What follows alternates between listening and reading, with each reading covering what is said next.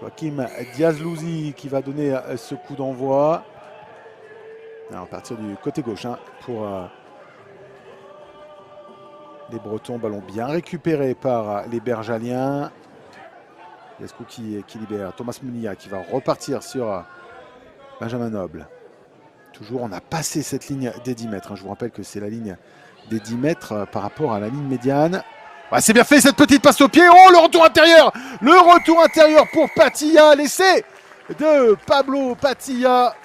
Oh, que c'était bien joué ce petit retour intérieur de Rémi Boué pour son comparse Pablo Patilla. C'était très très bien joué de la part de Benjamin Noble. Ce petit coup de pied dans le dos de la défense. Cela fait 5-0 pour cette équipe de Bourgoin après 3 minutes de jeu. Là, on va revoir cette petite passe au pied, ce petit caviar, comme on dit dans le jargon. Ce ballon récupéré par Rémi Boué, remis à l'intérieur à Pablo Patilla. Et tentative, première tentative pour... ça passe au milieu des poteaux, c'est bien fait de la part du demi d'ouverture. Avantage, messieurs. On sort le bleu, joue le ballon. L'extérieur. Toujours un avantage en cours pour les Bretons. On revient à l'intérieur, peut-être l'essai, oui, peut-être qu'il va aller marquer cet essai. Gaëtan, Clément Leprel, le ballon toujours à disposition des Bretons. Tu peux prendre le numéro qui est au sol, s'il te plaît, le bleu au sol. À l'extérieur, ouais, cette passe de Poupouma. Et peut-être l'essai. Oui, ça va être l'essai. L'essai pour Alexis François. Après cet essuie-glace effectué par les Bretons à droite, à gauche, à gauche, à droite. Ouais, comme dit monsieur l'arbitre. Il n'y a rien du tout. Il a tout à fait raison, monsieur Dovissa. Il n'y a rien du tout. Puisque c'est une action de jeu. On revoit Poupouma qui a un peu de mal à faire une passe à gauche. Et c'est Romuald François pour Gaëtan François.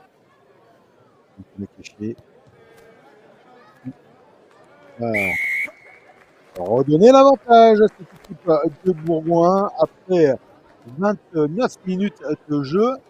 10 pour Bourgoin, 8 pour les Bretons. Le coup d'envoi de cette seconde période est donné par les Bergaliens.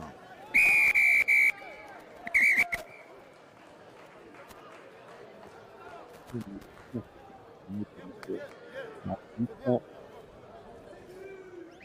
moi, directement l'épaule dans la tête. Vous avez autre chose, vous ou pas? 3. Capitaine. On a directement un contact à l'épaule avec la tête du joueur. Il n'y a pas de baisse significative, ça sera carton rouge. Attention, attention. On a pas vu de coup d'envoi, on a vu déjà donner un Carton rouge dès le début de cette seconde période pour Simutoga. Ouais, attention, ça peut avoir tout son intérêt.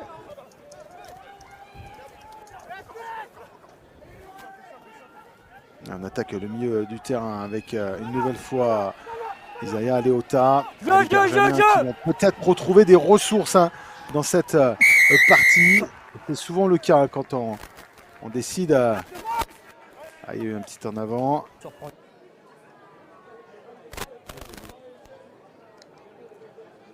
Maintenant, vas-y, tu peux y aller.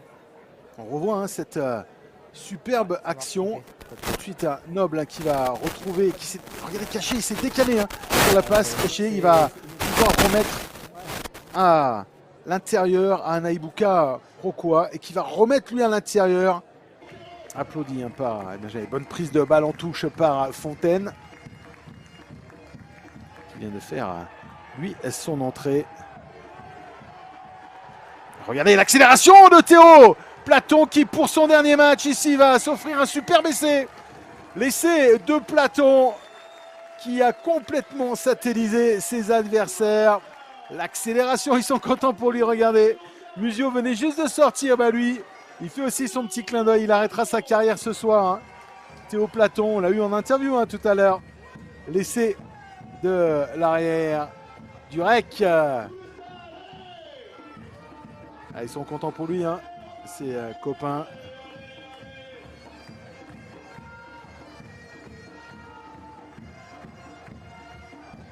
Regardez, hein, il va déposer littéralement avec cette pommette Rémi Boué. Vous pouvez jouer, hein. Pour dire le meilleur joueur, le meilleur entraînement, le meilleur expert. Alors bien capté par coup, gros coup de cœur avec le Fuji, ça va peut-être passer la ligne. Ouais, ça va être laissé accorder au Bergalien. Et c'est en force. Alors là, il va falloir regarder un petit peu. Ce sera Rémi Castan, me semble-t-il, Maxime Castan, pardon, qui va porter ce ballon au-delà de la ligne d'en but. 22 pour le CSBJ, 13 pour Rennes avant la tentative de transformation de Nicolas Cachet.